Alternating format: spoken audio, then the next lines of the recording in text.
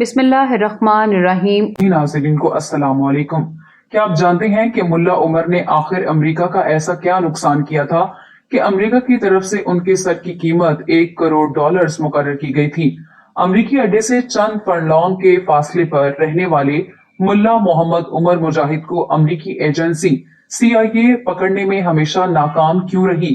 مفتی منیب الرحمان جب ملا عمر سے ملنے قندھار پہنچے تو انہوں نے وہاں کیا کیا دیکھا؟ ملا عمر کے دور حکومت کی ایسی کون سی کامیابیاں تھیں جو ہمارے ٹی وی چینلز پر بتائی ہی نہیں جاتی؟ ملا عمر سے انٹرویو کرنے کے لیے حامد میر کس کی مدد سے افغانستان پہنچا تھا اور حامد میر نے وہاں جا کر کیا دیکھا؟ اور ہاں، افغانستان میں طالبان حکومت کے قیام کے بعد ملا عمر کے بیٹے کو کون سا اہم عہدہ دیا گیا ہے؟ تو دوستو، آج کی ویڈیو میں امارت اسلامی افغانستان کے سپریم لیڈر ملا محمد عمر مجاہد کی زندگی سے متعلق 25 دلچسپ فیکٹس آپ تک شیئر کیے جائیں گے۔ ملا محمد عمر کے والد کا نام مولوی غلام نبی تھا، جو افغانستان کے جنوبی صوبے قندھار کے خاک ریز ضلع کے نواحی علاقے چاہے ہمت میں رہتے تھے۔ پٹھانوں کے ہوتک قبیلے کی شاخ توم زئی سے تعلق رکھنے والے مولانا غلام نبی کا شمار اپنے علاقے کے معززین میں ہوا کرتا تھا۔ 80 کی دہائی میں سوویت یونین کے خلاف شروع ہونے والے افغان جہاد میں ملا عمر مجاہد نے بڑھ چڑھ کر حصہ لیا۔ وہ سال تک روسی فوجوں کے خلاف برسر پیکار رہے۔ گوریلا جنگ کے ماہر سمجھے جانے والے ملا عمر اس دوران 4 مرتبہ شدید زخمی ہوئے اور ایک موقع پر تو ان کی دائیں آنکھ بھی روشنی سے محروم ہو گئی۔ ملا عمر کہا کرتے تھے کہ میں مقدس جہاد کی تکمیل کے لیے اپنے لہو کا آخری قطرہ بہانے کے لیے تیار بیٹھا ہوں۔ یہ جہاد اس وقت تک ہوتا رہے گا کہ جب تک افغانستان میں خون ریزی ختم نہ ہو جائے اور ہمارے لوگوں کی زندگیوں میں اسلام نہ آ جائے۔ سال 1994 میں قندھار کے ایک گمنام سے مولوی ملا محمد عمر مجاہد نے اپنے چند ساتھیوں اور شاگردوں کو ساتھ میں لایا اور مقامی بدماش وار لارڈز کے خلاف مسلح جدوجہد کرنے لگے۔ چونکہ ملا عمر مجاہد کی قیادت اور سیادت میں لڑنے والے زیادہ تر طالب علم تھے، لہٰذا یہ لوگ طالبان کہلائے۔ ملا عمر کی تحریک طالبان کا آغاز پاکستانی بارڈر سے متصل صوبے ننگرہار سے ہوا تھا۔ پہلے تو اس گروپ کی سرگرمیاں چند علاقوں تک محدود تھیں اور یہ لوگ ملک میں فحاشی اور غیر اخلاقی عناصر کے خاتمے کے لیے کوشاں تھے۔ لیکن پھر گزرتے وقت کے ساتھ ساتھ تحریک طالبان کی قوت میں اضافہ ہوتا گیا۔ اگلے چند مہینوں میں طالبان کا دائرہ کار دیگر علاقوں اور صوبوں تک وسیع ہو گیا اور پھر ستمبر 1996 میں طالبان نے افغان دارالحکومت کابل پر قبضہ کر لینے کے بعد افغانستان میں اسلامی امارت کی بنیاد رکھی۔ طالبان کی حکومت قائم ہو گئی تو ملا محمد عمر مجاہد کو امیر المومنین کا خطاب دیا گیا اور وہ امارت اسلامی افغانستان کے سپریم لیڈر بن گئے۔ سرزمین افغانستان پر طالبان حکومت کو پاکستان سمیت دنیا کے کئی دیگر ممالک نے تسلیم کیا۔ رویت ہلال کمیٹی کے سابق چیئرمین مفتی منیب الرحمان نے ملا محمد عمر مجاہد پر کالم لکھا جو روزنامہ دنیا میں پبلش ہو چکا ہے۔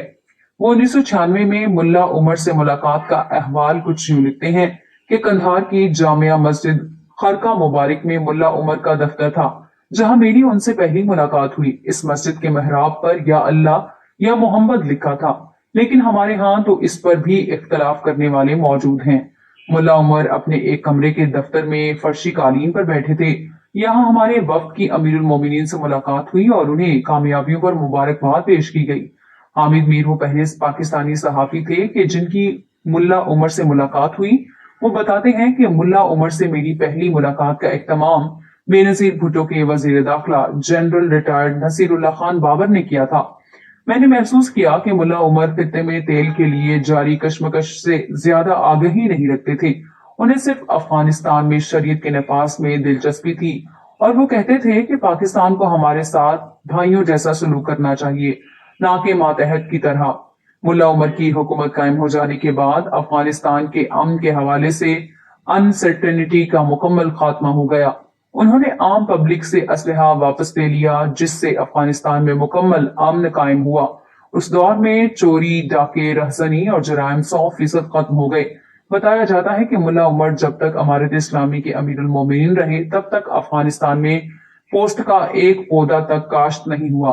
پاکستان میں پرو طالبان صحافی آج بھی یہ بات بڑے فخر سے کہتے ہیں کہ ملا محمد عمر مجاہد کے دور حکومت میں معاشی حالات کافی بہتر تھے اور نہ ہی وہ کٹورا لے کر IMF کے در پر بھیک مانگنے گئے۔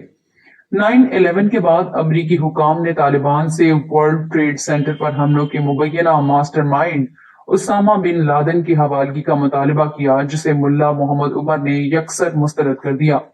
طاقت کے نشے میں چور امریکہ بہادر کو ملا محمد عمر مجاہد کا ایبسلیوٹلی ناٹ بولنا پسند نہ آیا۔ امریکی فوج نے نیٹو دستوں کے ساتھ افغانستان پر چڑھائی کر دی، جس کے بعد طالبان حکومت قائم نہ رہ سکی۔ 9/11 کے بعد افغانستان میدان جنگ بنا ہوا تھا، ایسے میں حامد میر وہاں موجود تھے کہ انہیں گرفتار کر لیا گیا۔ اس موقع پر طالبان کے وزیر دفاع ملا عبدالرزاق اخوند نے حامد میر کو رہائی دلوائی۔ حامد میر چاہتے تھے کہ وہ یہاں پر ملا عمر اور اسامہ بن لادن کا انٹرویو کر کے جائیں۔ ملا عبدالرزاق حامد میر سے بولے، جتنا جلدی ہو سکے تم افغانستان سے نکل جاؤ۔ حامد میر نے پوچھا، کیا آپ لوگ بھاگ رہے ہو؟ تو طالبان کے وزیر دفاع ہنستے ہوئے بولے، یہ کھیل کا حصہ ہے، لیکن ہم یقینی طور پر واپس آئیں گے۔ اور پھر چشم فلک نے وہ نظارہ بھی دیکھا کہ 20 سال بعد ان کی پیشن گوئی 15 اگست 2021 کو سچ ثابت ہوئی، جب طالبان اپنا سفید جھنڈا لہراتے ہوئے دوبارہ کابل میں داخل ہوئے۔ طالبان حکومت کے خاتمے کے بعد ملا محمد عمر ایسے انڈر گراؤنڈ ہوئے کہ کبھی ان کا کوئی اتا پتہ نہ چل سکا۔ ملا عمر کے روپوش ہو جانے کے بعد امریکہ بہادر نے ان کے سر کی قیمت $1 کروڑ مقرر کی، جو پاکستانی کرنسی میں 2 ارب 40 کروڑ بنتی تھی۔ افغانستان میں طالبان کی حکومت کی سربراہ رہنے والے ملا محمد عمر میڈیا سے دور رہتے تھے۔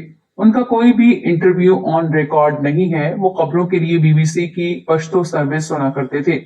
ان کے پاس ایک پرانا نوکیا فون تھا جس پر وہ اپنے پیغام ریکارڈ کرتے تھے۔ ملا عمر کی شخصیت کے حوالے سے کہا جاتا ہے کہ وہ متحمل مزاج رکھتے تھے اور انہیں اپنے غصے پر مکمل کنٹرول تھا۔ وہ لوگوں سے خود ملا کرتے اور کبھی انہوں نے اپنے آپ کو کسی ساتھی سے برتر نہیں سمجھا۔ وہ عام لوگوں کی طرح زندگی جیتے اور کمال کی حصہ لطافت رکھتے تھے۔ ان کے پاس نہ کوئی ذاتی گھر تھا اور نہ ہی ان کا کوئی غیر ملکی بینک اکاؤنٹ۔ ہالینڈ سے تعلق رکھنے والی ڈچ جرنلسٹ بیٹ ڈیم کی کتاب دی سیکرٹ لائف آف ملا عمر کے مطابق امریکی حکام یہ سمجھتے رہے کہ ملا عمر پاکستان میں چھپے ہوئے ہیں، لیکن حقیقت میں ایسا نہیں تھا۔ ملا عمر افغانستان میں اپنے آبائی صوبے زابل میں امریکہ کی حساس ترین فوجی بیس سے 3 میل کے فاصلے پر رہائش پذیر تھے۔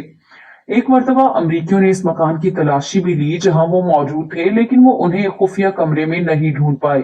ان کی وفات اپریل 2013 میں ہوئی اور انہیں بغیر نشان والی ایک قبر میں دفن کر دیا گیا۔ آپ کے علم میں ہوگا کہ 2015 میں ایسی خبریں سامنے آئی تھی۔ ملا محمد عمر 29 جولائی کے روز کراچی میں انتقال کر گئے ہیں، جس کے بعد طالبان نے تردید کرتے ہوئے بتایا تھا کہ ملا عمر پاکستان نہیں بلکہ افغانستان ہی میں قیام پذیر تھے، جہاں 30 جولائی 2015 کے روز وہ وفات پا گئے۔ ملا محمد عمر مجاہد نے اپنی زندگی کے آخری 7 سال ایک چھوٹے سے کمرے میں گزارے۔ اس کمرے میں لکڑی کے ایک تخت، ایک ہیٹر، ایک کولر اور چند ضروری اشیاء کے علاوہ اور کچھ نہ تھا۔ افغان صوبہ زابل میں واقع یہ کچا گھر ایک طالب عبدالصمد کا تھا جو ٹیکسی چلا کر گزر بسر کرتا۔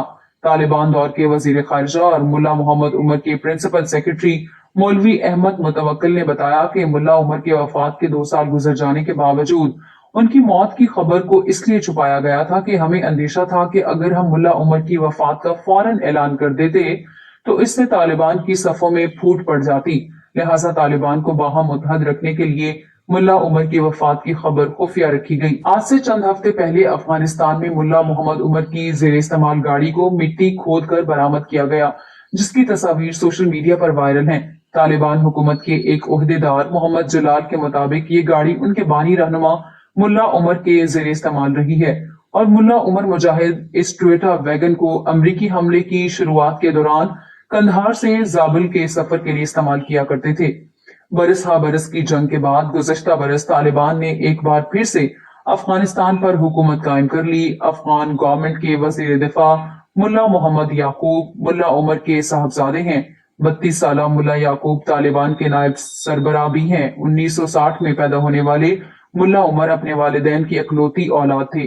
ابھی وہ 3 سے 4 برس کے ہوئے تھے کہ ان کے والد کا انتقال ہو گیا۔ بعد ازاں ان کا خاندان قندھار صوبے سے صوبہ ارزگان نقل مکانی کر گیا۔ ننھے محمد عمر مجاہد کی پرورش اور تعلیم و تربیت کی تمام تر ذمہ داری اس کے ایک چچا نے اٹھائی۔ ایسا بھی بتایا جاتا ہے کہ چچا نے عمر مجاہد کی والدہ سے شادی بھی کر لی تھی۔ محمد عمر مجاہد کو گاؤں کے ایک دینی مدرسے میں داخلہ دلوایا گیا۔ وہ کئی سالوں تک افغانستان کے مدارس میں زیر تعلیم رہے۔ بتایا جاتا ہے کہ ملا عمر خیبر پختونخوا کے ضلع نوشہرہ کے دارالعلوم حقانیہ اکوڑہ خطک میں زیر تعلیم رہے۔ سابق ایم این اے مولانا عبدالحق کا قائم کردہ مدرسہ آج بھی اس بات پر فخر کرتا ہے کہ طالبان قیادت کی اکثریت ہمارے جامعہ کی فارغ التحصیل ہے، اور آپ نے مولانا عبدالحق کے صاحبزادے مولانا سمیع الحق کے بارے میں یہ تو سن رکھا ہوگا کہ انٹرنیشنل میڈیا میں انہیں فادر آف دی طالبان کہا جاتا تھا۔ ہماری آج کی کاوش آپ کو کیسی لگی؟ کامنٹ سیکشن میں اپنی فیڈ بیک سے آگاہ کیجیے۔ ملتے ہیں اگلی ویڈیو میں، تب تک کے لیے اللہ حافظ۔